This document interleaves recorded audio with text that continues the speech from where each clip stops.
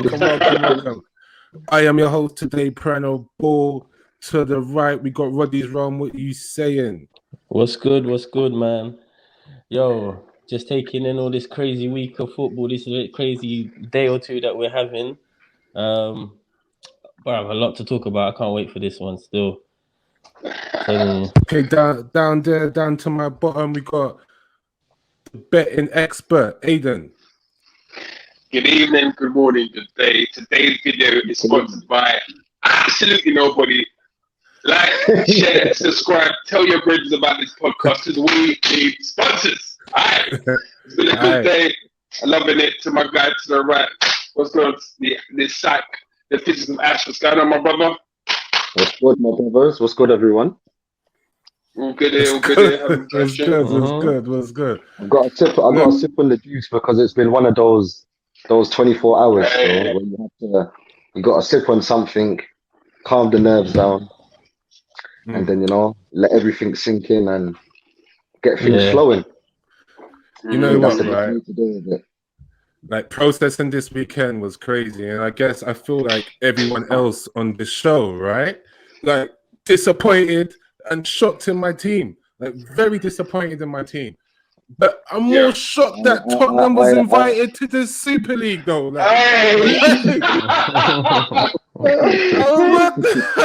What did you guys do to get in the Super League? Now, at first I thought it was a new shiny stadium, right? I thought it was a stadium. It's part of it. That's part of it. It's like, remember, it's a stadium. It's a package. Right. But like how a guy with no substance, microphallus, is able to get a goal because he's got a flashy car. That's Tottenham getting into the stadium. Now that's what I actually thought it was. Yeah, but that's what I thought it was. That's what I thought it was. Today showed me why Tottenham was involved. They were there to provide a smoke screen. That was your role in this. To sack Mourinho and divert attention. The classic. Listen.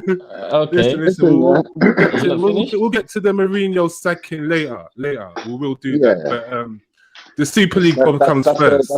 That's second option right now. All right. So I'll come to you actually. So the Super League, who benefits from the Super League? We know who benefits from it. The rich. The rich get rich. And the poor either stay the same or they get poorer. That's the real of it.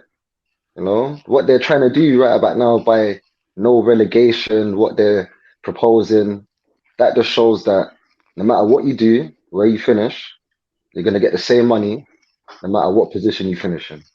So you could finish bottom and I'm going to get the same money. Does it really affect me? It doesn't affect me like that. So I don't know who benefits from it. It's a hard one right now still, but I'll tell you what, the 14 clubs, they're not benefiting from this at all. Should be a shame. And Adam, can you tell us about what incentives are there for the clubs for them to join the Super League? The fact of not getting relegated for one. I think the TV revenue money gets spread equally amongst the clubs, which I think we're asking the wrong questions here. Like, why have they decided to create this Super League? Is it because the Premier League is withholding a lot of funds from Premier League clubs? Is this the reason why they decided to go in this direction? This is the main reason, money. And we don't know, I don't know how much the Premier League makes on a yearly basis from TV revenue, which is shared amongst the clubs.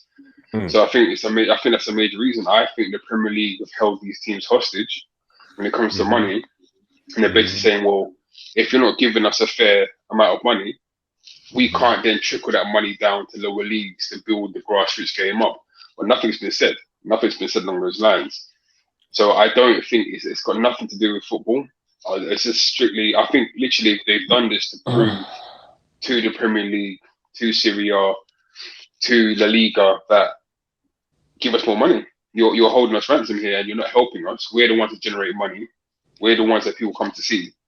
If you don't want to share this money with us equally, then we'll create our own league and move on. I mean, this has been in the making in the last 15 to 20 years. Let's be honest. Mm-hmm. And after COVID's happened, these clubs have seen the way that the Premier League have treated Premier League teams.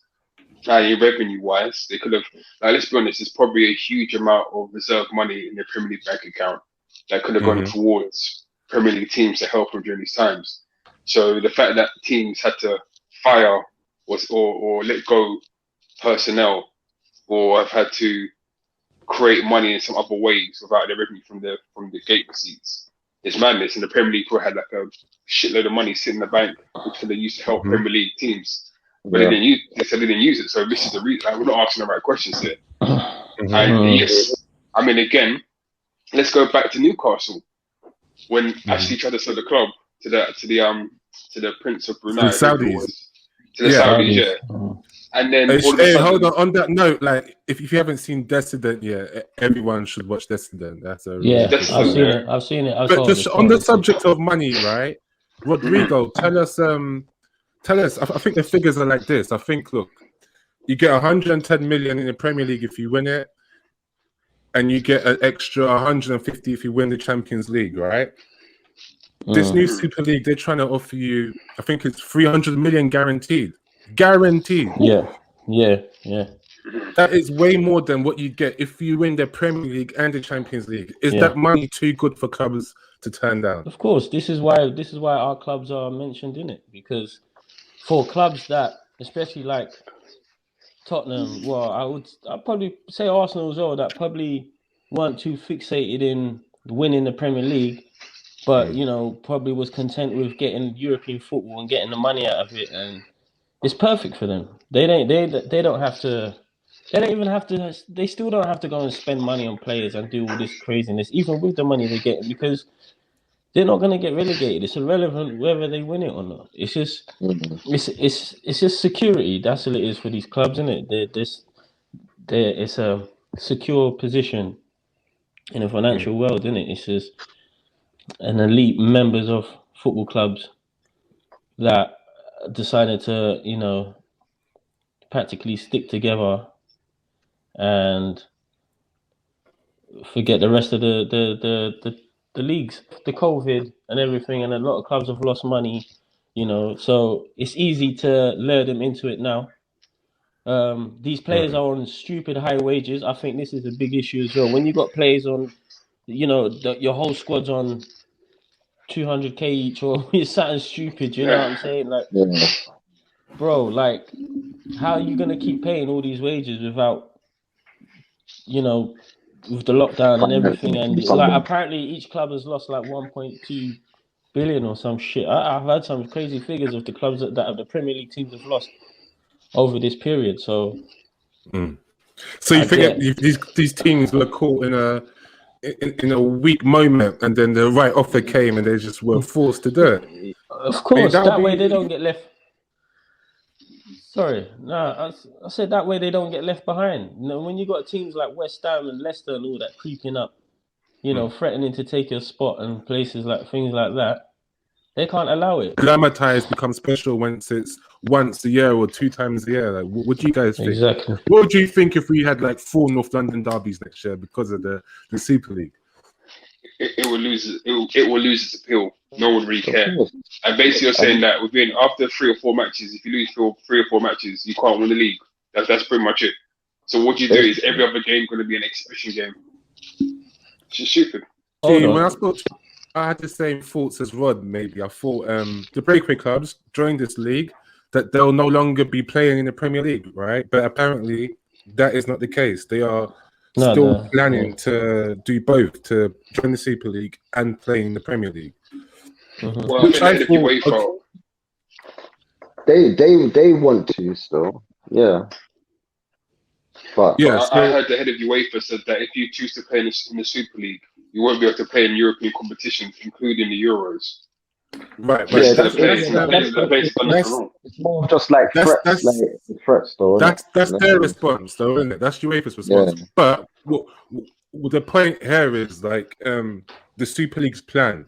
The plan is to join the Super League and still play in your domestic leagues. Yeah. So if that's the case, how do you think the Super League will affect the domestic leagues? All right. What you know? What I think, yeah.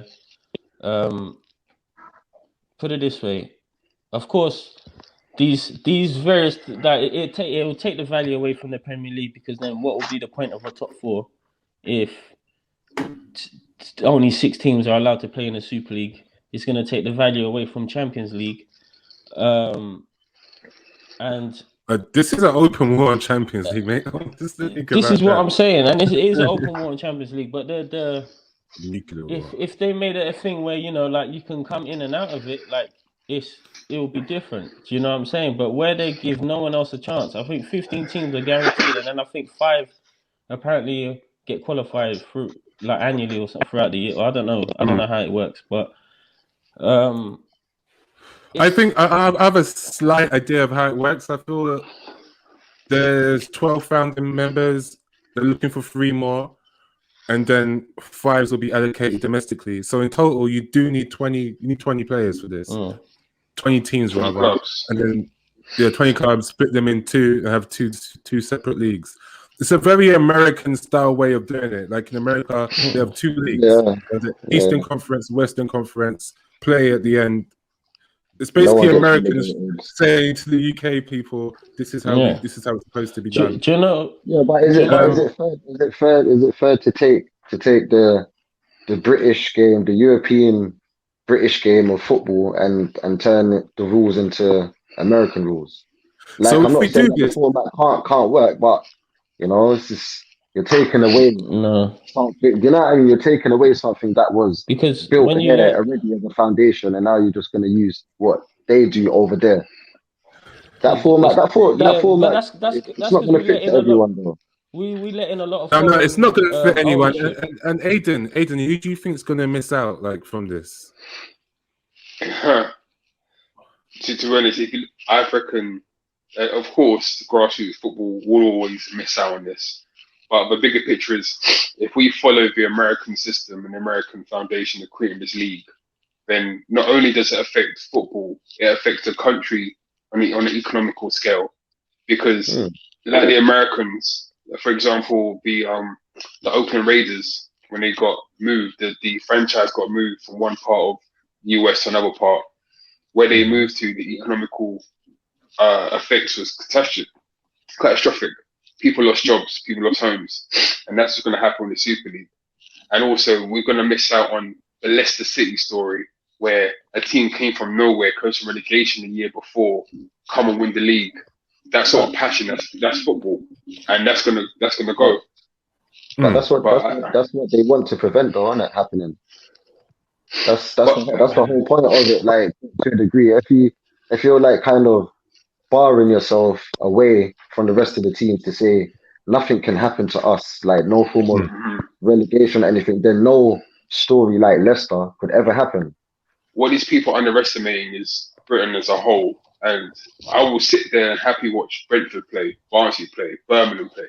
I will sit there and watch YouTube and watch SC Dons play, because our style of football is great and it's a passion of football itself. It's not about the money. The money is the worst thing that's ever happened to football. The worst thing that's happened to football. Have you seen how much a ticket costs? You reckon you can afford to take your 4 kids to an Arsenal match now? That's like £600. You having a laugh? It's crazy. So it's crazy. And the thing is, they're trying to squeeze more money out of the people. More money during these ridiculous COVID times. And they're just being greedy. It's just pure greed. And I respect them German dons over there, the Bayern Munich and Dortmund, that said, no, not for us. We're finding our domestic league. We know how it runs. Whereas us, all the American owners, but again, it comes down to the Premier League. What has the Premier League done to piss off these teams? Because again, Abramovich had his problems at Chelsea. Didn't he try to sort Chelsea at the beginning of the season, but he couldn't even get back in the country? So he's like, do you know what? Fine, hold that. I'm going to sell the club. The amount of teams that had dodgy owners in the past because they didn't pass the gentleman's test. And but that comes back down to like maybe like the Premier League or whoever, not like when people are coming to buy these clubs, like these consortiums and different companies, like they need to like look at how far and how deep it's actually going to go and not just look at the paycheck. Germany, the Bayern Munich and Dortmund, those clubs like are predominantly run by the fans. Like No, But Rod, it's just like I wanted to ask you a question, Go Rod. I was going to say, so if this does go through, right, as the way the Super League proposes it to, where do you think the Premier League are going to play the stronger team? In the Super League or the Premier League? No, this is what I'm saying now. Because of the amount of money these big six teams are going to get paid, so what's going to happen is all the best players are going to want to play for these big six teams. So we will just be... The Premier League will become a feeder club to these fucking big six teams.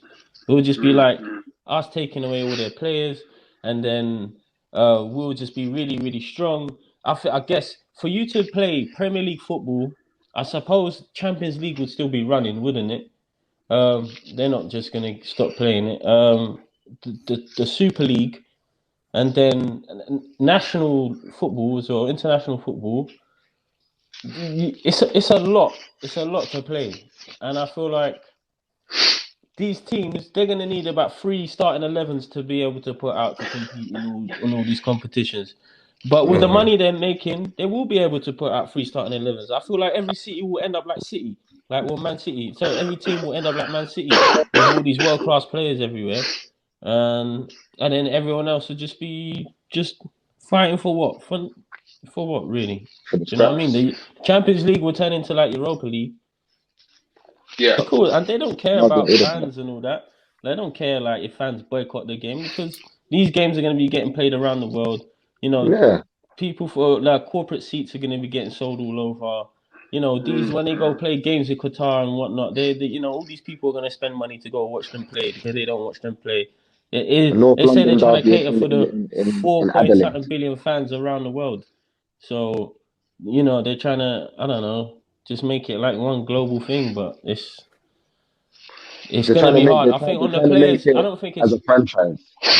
Yeah, of course, but it's like, how long are you going to be able to do that and the Premier League at the same time? Do you know what I'm saying? As long with UEFA and Champions League, you have to come to a point where everyone has to come to a conclusion where, all right, this is what it's going to be. Do you know what I'm saying? And I think money talks. Money eventually. FIFA, UEFA. No, money has spoken. You know, you're 100% right. Money has spoken, and like these Super League breakaway teams, they've made their move, and it's time for the other leagues, the governing bodies, the leagues, to make their move. Of course. And today, I think we started to see the start of them making some moves. Like, I think his name is like Alexander Seferin. He's come out and he's condemned them, and they started to talk about punishments. Punishments is too harsh. Like, do you think? I don't know. Banning players from their national teams is too harsh. It's not the players' fault. It's not the players' fault, but at the same time, some of these board members or whoever like runs the club, you have to see it like this though. If the Super League is going to be their main priority, then something's going to have to take a back seat in it, which is more than likely going to be either the Champions League or the Premier League. These things are going to have to take a back seat. I mean, back to your point, Ken. I mean, to add to that point, when it comes to players, it's not the players' fault, correct? But now the players can't now decide to go on strike, because then they put them in the wrong light, in the sense of they didn't go on strike for Black Lives Matter, but they're going to strike over money, and they can't, and they won't do that. So what do they do? Now, honestly, I'm asking, what do they do? They have to kick ball. That's what they can do, kick ball. If they get sanctioned, then it's not their fault that they don't want to kick ball. All right, but honestly, that's all empty threats, bro. You think fucking certain national teams are gonna stop their star players from playing? Like, these are the players that brings them revenue. Do you know what I'm saying? Like, or even the Premier League. Do you think the Premier League is gonna kick out Man United, Man City, Chelsea, Arsenal, Tottenham? No, you're not really gonna do that. Obviously, it's a threat thing, because they just don't want the power taken away from them, which is what's happening. But at the end of the day, I feel like they're gonna have to budge at some point and make some sort of agreement with. They're gonna have to bargain, bro. Yeah, of course. They can't just stop man playing here, man playing there, when you rely on these guys to be playing for your own revenue. So basically, the Premier League. If the Prem kicks out these teams, the Champions League kicks out all the best teams. What's the point of watching all the other leagues then? Then that means you're just gonna make the Super League even lit. How do you sell that package? How do you sell Burnley versus West Brom? Like, The do you know what I only mean? way- Instead of Man United versus Chelsea. No, but do you know what I mean? How do you sell that package throughout the whole season? But this is You the can't. thing. I feel like the Premier League and the Champions League have to make a better deal with all these teams for them to save football, basically. And I feel like They do. the clubs have put themselves in a high position. But when you got people like, you know, the Ed Woodward and all that, and they're all leaving their ECA and all these things, and they're leaving their roles in UEFA because of this deal, it goes to show that it's more than just a talk, or more than just, you know, like people are leaving their jobs to go and join this thing here. So, like, so basically, the UEFA and the Premier League are basically like an ex-girlfriend, ex-baby mother that treat you badly, and you move to better pastures, and you say, well, if you got hurt, you don't get to see the kids. That's it. I'm gonna charge you more child maintenance money. Like, that's how the UEFA are moving right That's now. how they're moving. That's how they move, like a jilted ex, where, you know what I mean? Don't do no chores, don't cook or clean or nothing. But it shows the big money left. Greedy, self-serving. What would you guys think of that? Yeah, spot on. But they've been called these things by the leagues that they're leaving, like the baby mamas. The baby mamas are calling them these things, right? That's what's happening. The baby mamas are saying, "Look, you lot are this and that. You lot are this and that." But hold on, let me take you back to Sepp Blatter and Matteo Platini. Their thing came to a head where they were indicted. UEFA were indicted for greed and system that went back decades, and here they are telling other people that they're greedy. And then Premier League as well. The Premier League as well during the pandemic tried to charge customers $14.99 to watch a match. $14.99. That was greedy to watch any match, like Burnley versus Sheffield. Look, talk about greed. One thing I love. Listen, I try my best in life not to be a hypocrite, right? And this morning, all I smell is hypocrisy from everywhere.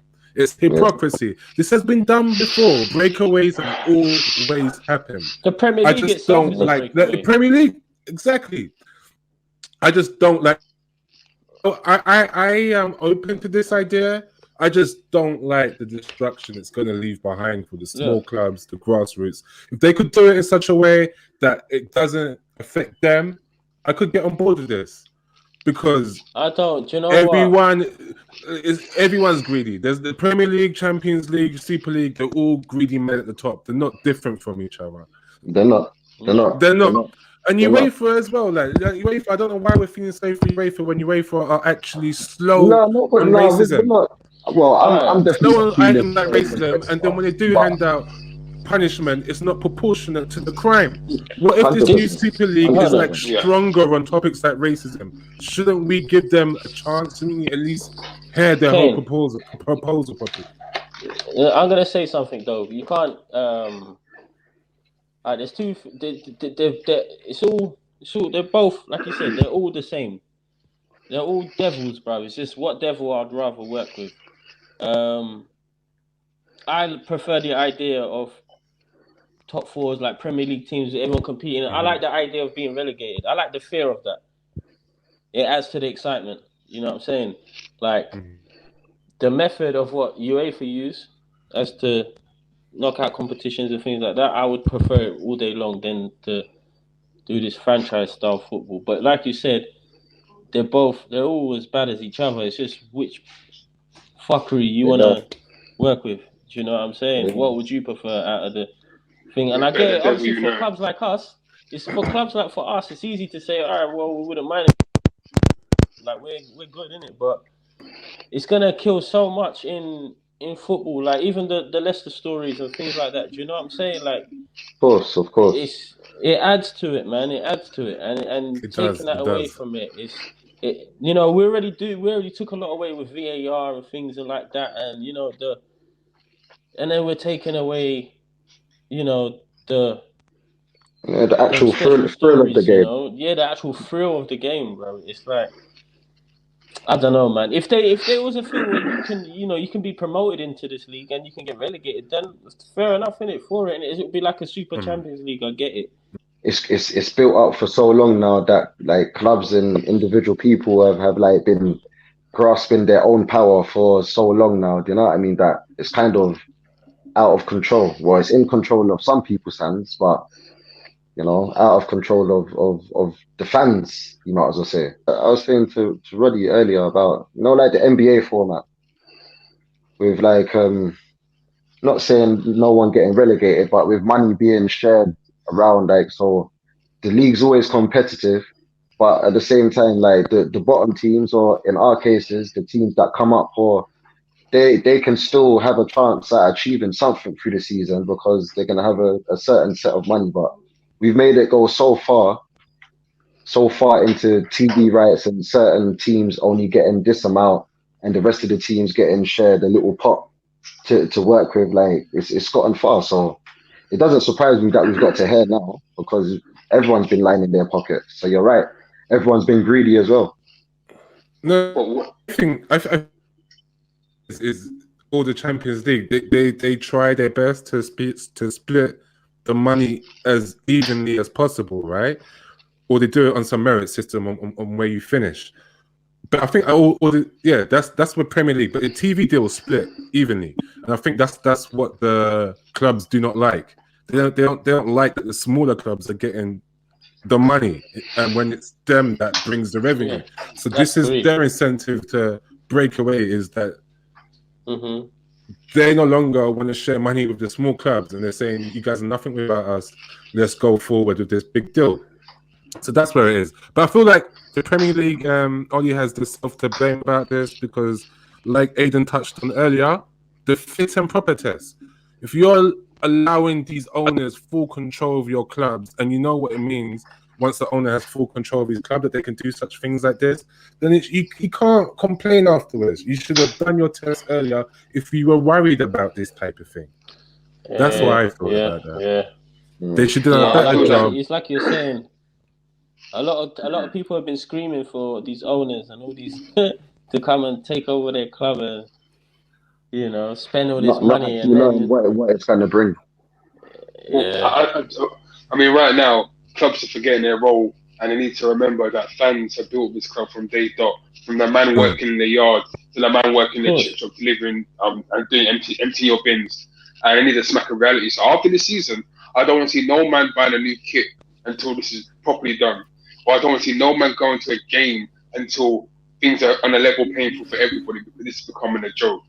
The ticket prices, joke. Even getting to the game, £10 get to the game, joke.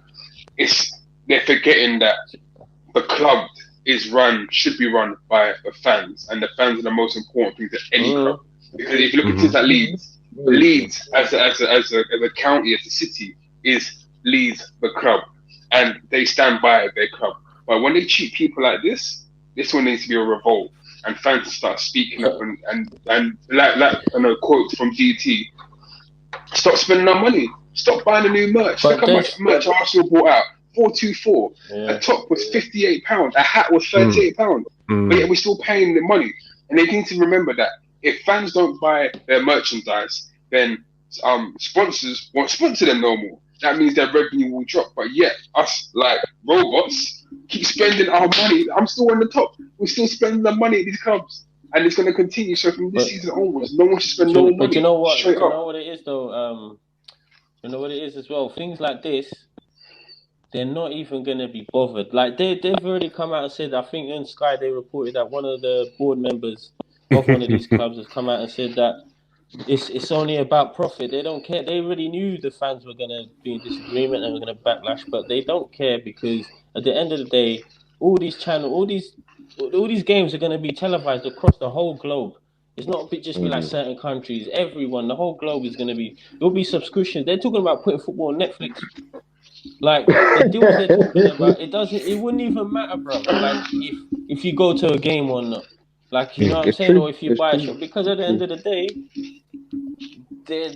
they're going to be making so much money off these, TV deals and things like that, and especially when they're taking the football to, especially when they're taking home games to like America and places like that, and they're doing silly things like that.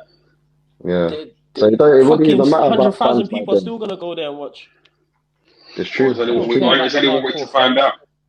Yeah, But you Find out, know, so spend the money. when you, like, if we was to stop buying the merchandise, do you not think that the other, not like the real fans, like the real fans would want to stop buying the merchandise if it's going to lead to something? But then you're going to get other people out there, corporation, just normal people that are going to go and buy the merchandise anyway. So it's a bit like the tickets. We might say, all right, let's boycott these matches and stuff, but you're still going to get people to go and fill out the stadium.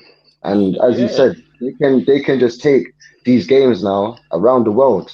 And who's seen a North London derby like around, if you're not living in London or England, like, do you know what I mean? So those games will be sold out no matter what, along with the TV, right? So I don't know, man. It's crazy. I agree, but even if we want to take it around the world, there's not many economies that can rival people working in London, or people working in New York, or people working in Spain or Catalan. You think Barcelona fans are going to have this? You know how much it costs to see a Barcelona match? £32. It costs £32, and that's going to get taken away. Yeah, it's gonna rock it after that, isn't it? It's going to rock it. And even when you go to Germany, to go see a match in Germany, it's not that expensive. So they can take it all around the world.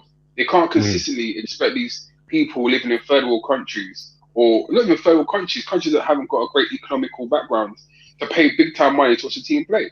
And all the effort traveling the team over there, paying all that money, they can't sustain that. They need the hardcore fans that are based at home to be able to do the shit that they're doing. I need to stop that shit because it's pissing me off. It's disgusting. Yeah, I hate it. All right. That was a nice take. Let's move tracks to José out. José out in the house. All right. I really. Before we get into the emotional stuff. Ash is froze on this one. Look at it. He's coming. Let's go to Ashley since you're back. Give us your favorite Jose moment, Ashley, before. Give us your favorite. That's Jose. a favorite, you know. Favorite Jose. I've got moment. mine, but he's got classic lines. Yeah, bruv, he's got them. He's got the most, bruv. When it comes to bars, he's got like in his earlier happier days, shall we say, he's got his bars, his little cheeky lines that he drops to, you know, the reporters and stuff like that. And even on the touchline, do you know what? Yeah, my favorite thing about Mourinho is watching the Mourinho camp. Him on the touchlines. He is a character still, but bar that, to be honest, yeah, he not my cup of tea. So I think I'll leave it like that. All right. Rodrigo. Do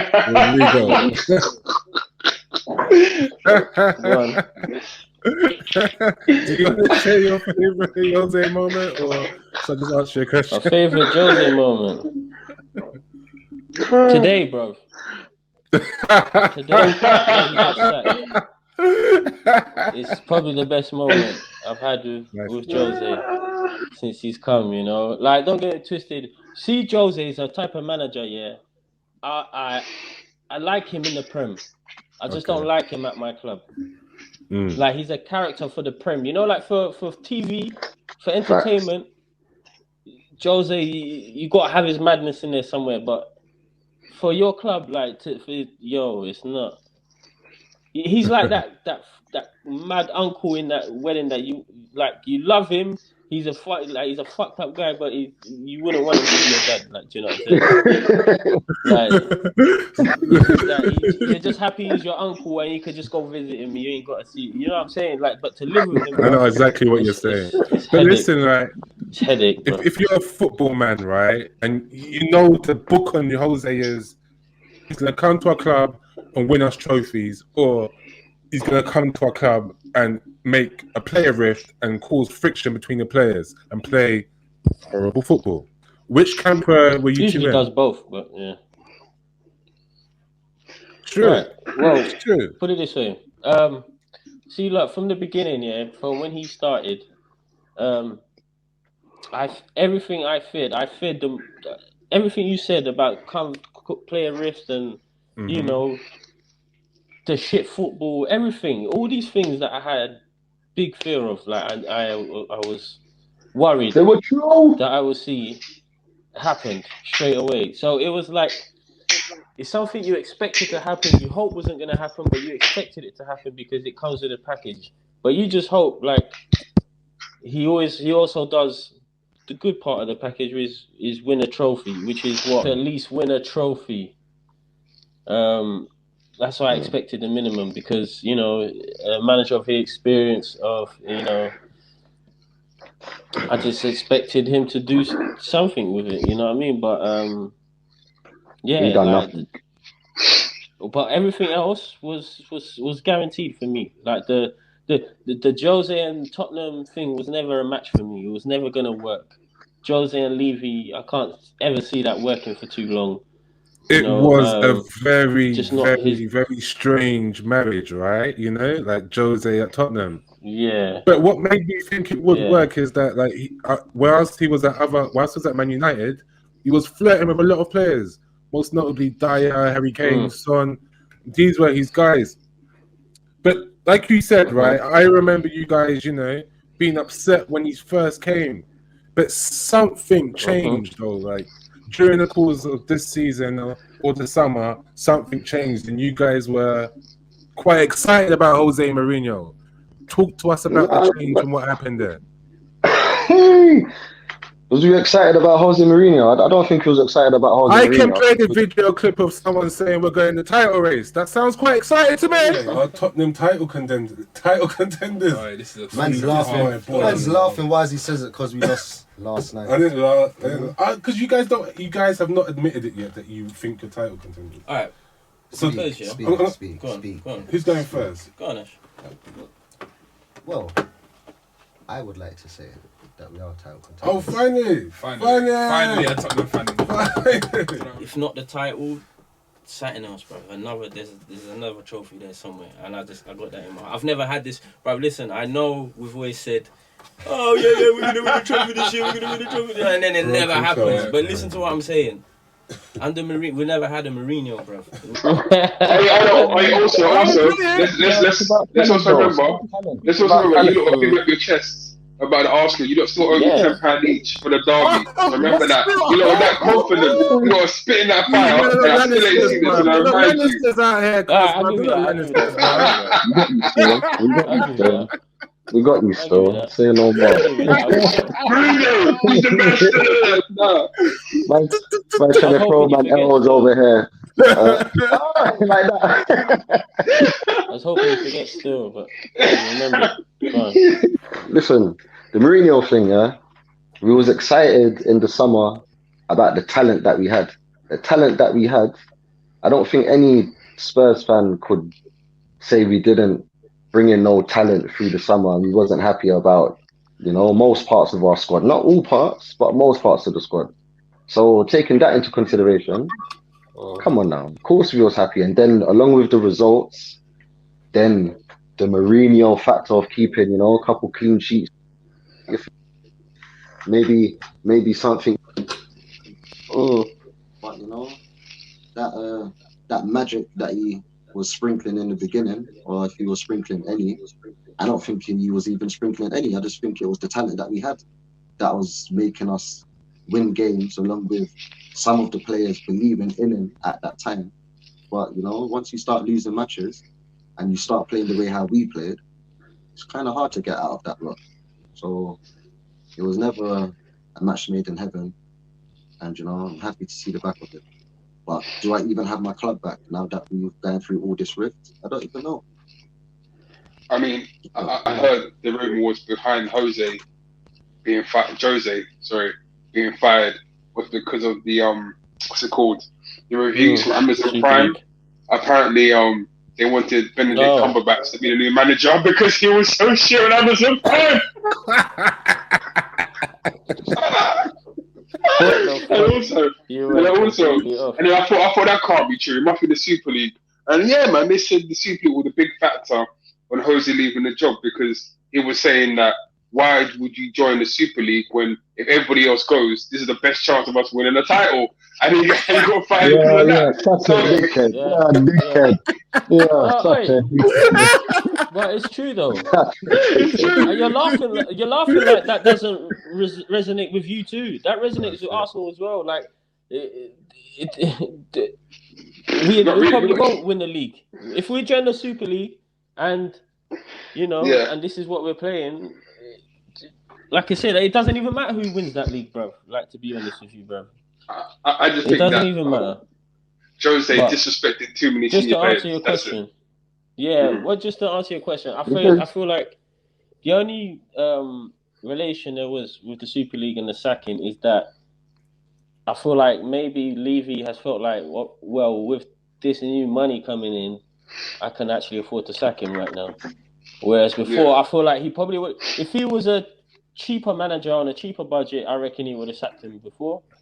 And I feel like, do you know what it is? It's not just that as well. The timing, I think the timing of it was a bit weird, and I feel like that's something must have happened. I feel like there was a meeting definitely that went horribly wrong, that resulted in man saying, you know what, you're getting sacked now. Because I don't believe I don't think like he intentionally wanted to sack him before the final. He probably wanted him to play the final first.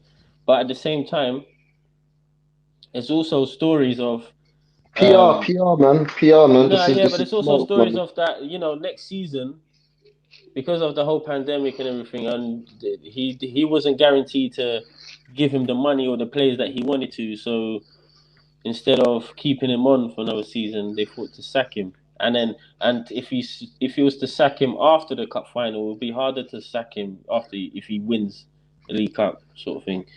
Which I kind of hear as well. But do you not think with that windfall of money, like even if he did give him to the cup final, even if he was to win that trophy, with the windfall that you're getting now, it's kind of hard to say, well, boy, we couldn't sack him after the final, or you couldn't sack him at the ending of the season, because regardless, your pockets are nice, realistically. I mean, the one person I really feel sorry for right now is, Ledley King, because he learned Portuguese for absolutely nothing. Man's all busting Portuguese jokes in the team room now. That's over, bro. It's over. And the thing is, man's got players there that speak Portuguese still. He can still run them jokes.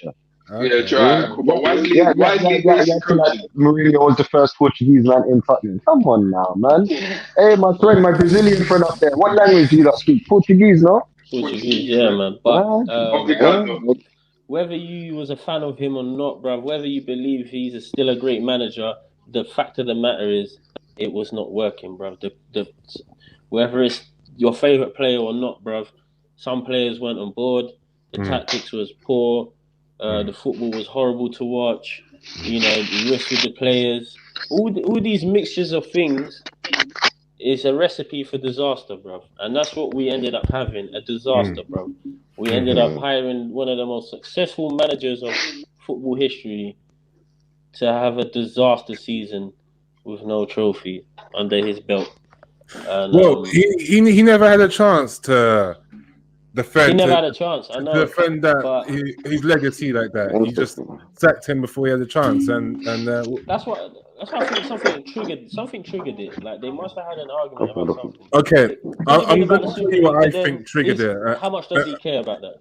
Harry Kane is injured for the whole season, and he's like, "Fuck this! I am not doing this cup final about Harry Kane." And he's like, "Sack me now," and that's what happened.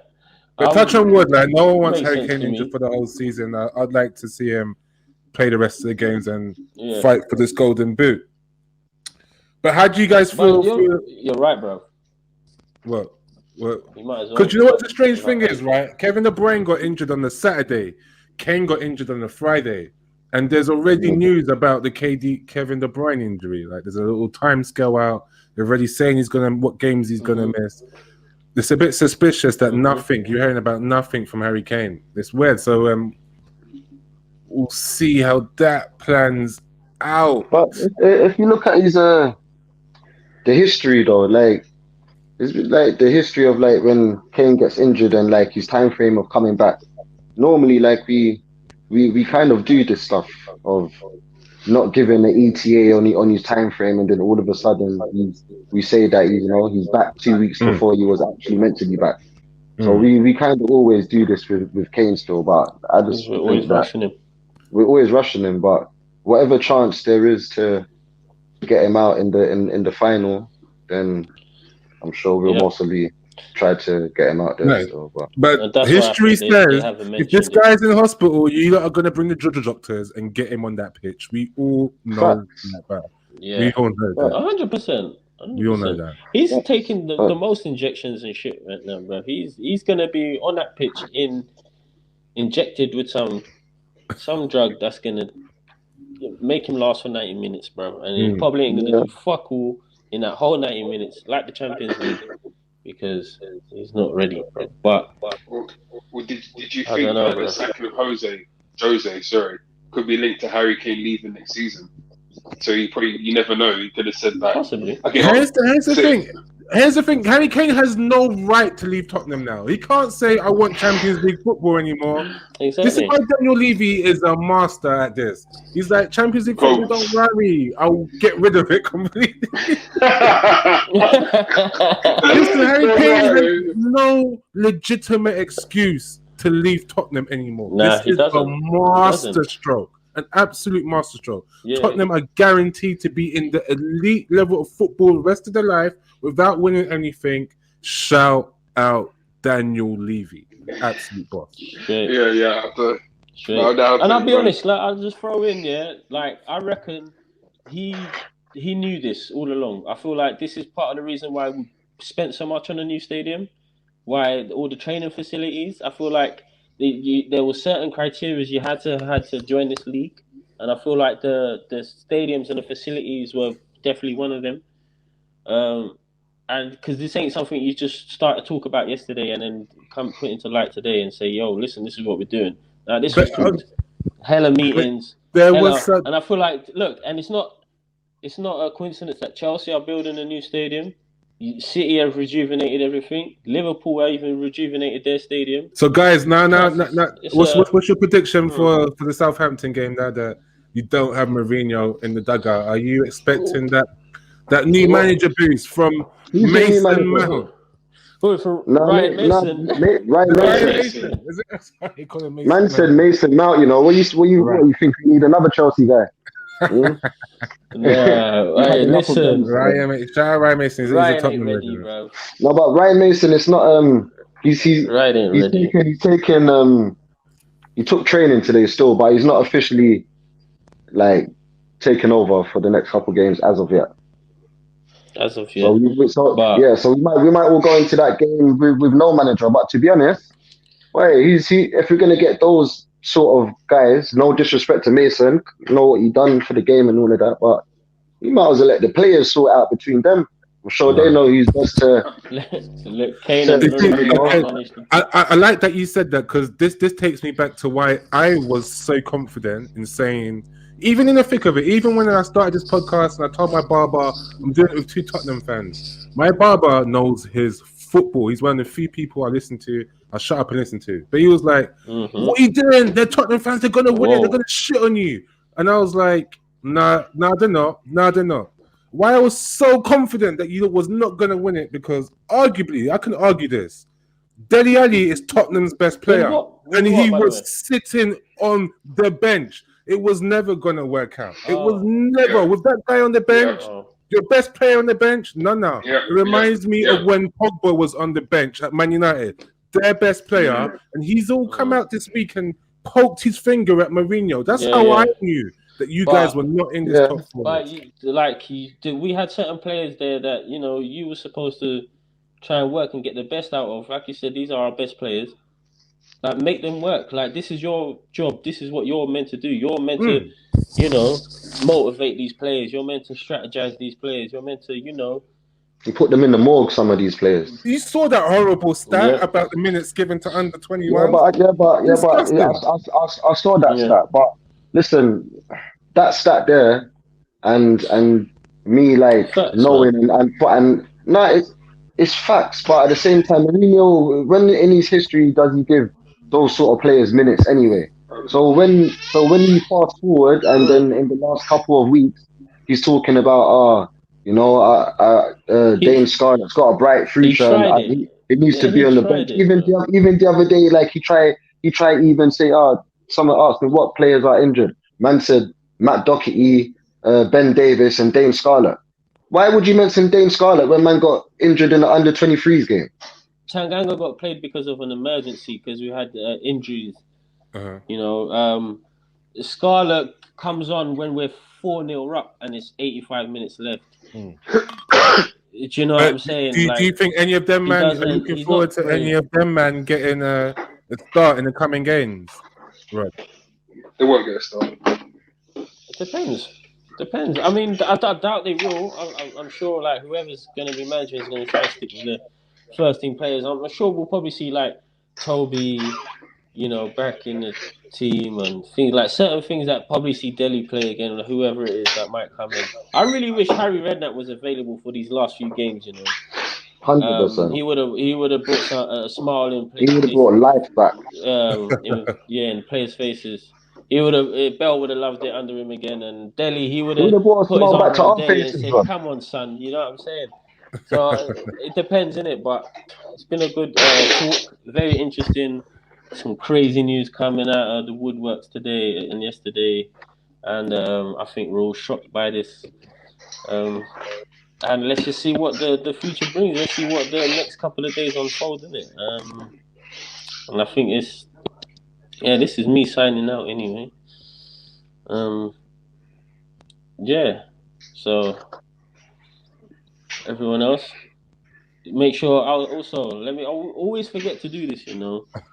Please make sure we like, share, and subscribe the videos. You know what I'm saying? And A shout out to Rod's Trim. If you're a fan, let you know that Roddy's doing the OnlyFans page, $4.99. If you want to join it, because that fresh I look like a different guy, innit?